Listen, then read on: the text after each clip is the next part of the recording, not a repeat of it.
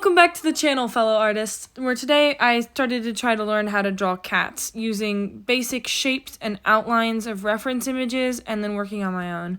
So I figured this was the best way to learn how to draw anything, starting with the shapes and then trying freehand on my own. I opened the sketchbook to do the freehand section because I knew I could do a pencil layer and then a pen layer on top, so you'll see me do that. I used the same reference images for both the iPad version and the pencil version. But on the pencil version, I decided to try to add facial expressions and different components, along with one completely silly one. So, going ahead and getting into that, with this cat, I did a very basic triangles kind of shape pose for it. Added the little leg where I saw it, and breaking it down into the smallest components, I noticed that the general shape of a cat's body is these kind of triangle-ish blobs with a head on top and the legs being cylinders that are interconnected across the triangles, if that makes sense. So with this first cat, I just laid the sketch completely down and then I started moving on to the rest of the sketches. I wanted to try to do a bunch of different unique poses for the cats in this video because everybody knows they love to sit at weird angles because they are liquid. This one, it was a little cat reaching up. I did the reference earlier in the iPad part. Over here I had one laying down where, interestingly, the reference did not include the second half of the body, but I figured because I have kind of learned the shapes at this point that I could attempt to do the body myself, and I think this one turned out one of the better of the four sketches. Now, the tricky part of this one was getting the paw placement right because, well, I'd started a little too far down on the page, and also the tubes of the arms are shaped weirdly when they're at a more sitting angle. Cats have the kind of backwards elbow situation going on, and that makes them a little more difficult to portray while laying down. And for this fourth one, it's the cat meme where the cat is like standing up on its legs at a really awkward perspective. I just wanted to throw this one in there for fun. This one's less of a serious attempt at drawing a cat, but now the next step for me is going to be hitting it with the pen. This is just a regular pen that I found in my dad's car. Nothing special, but since a lot of digital artists will do their basic sketch first with like just any color and then go in with the real pen, I haven't done this in any kind of way with traditional art before. I usually do either or. So layering on top of what I had already drawn with the sketch here was a really nice difference from what I normally do, because I left the sketch where it was and I didn't go too detailed in the sketch. I just did the basic shapes.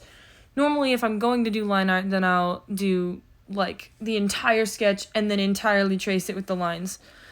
As you can see with this one, the camera wasn't quite focused for part of it, so I apologize for that. But I was trying to really deviate from the original shapes because not all of those lines needed to be seen in the final product. I wanted to show the more fluffy nature of this particular cat and the less rigid shape that it was, the better.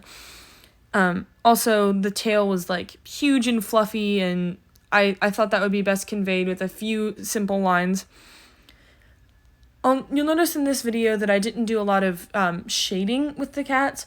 That was because I don't feel that the medium of the pen with these very simple, like, blocky sketches would lend itself well to a lot of additional lines that weren't necessarily contributing to the fuller picture of the cat.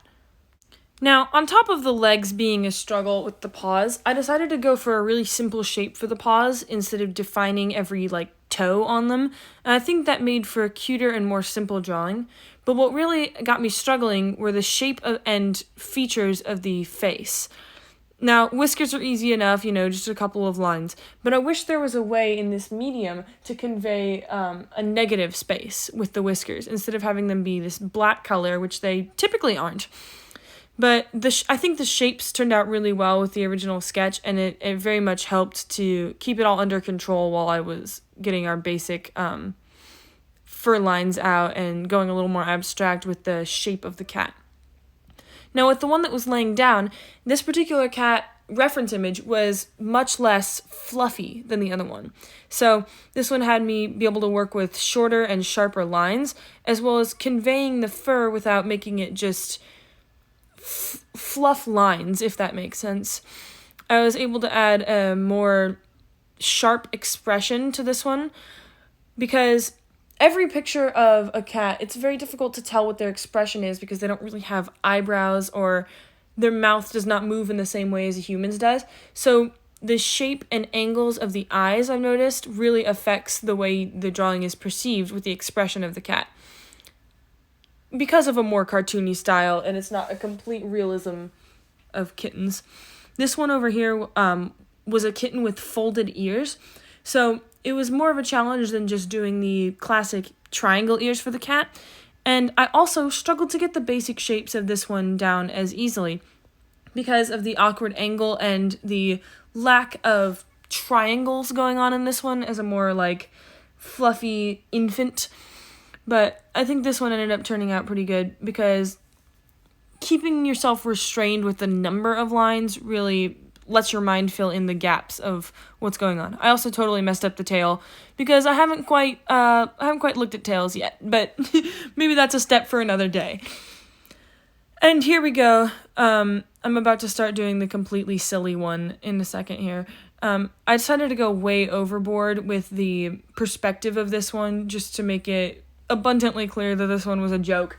But I can't wait to look back at this sketchbook in a couple years and go, what?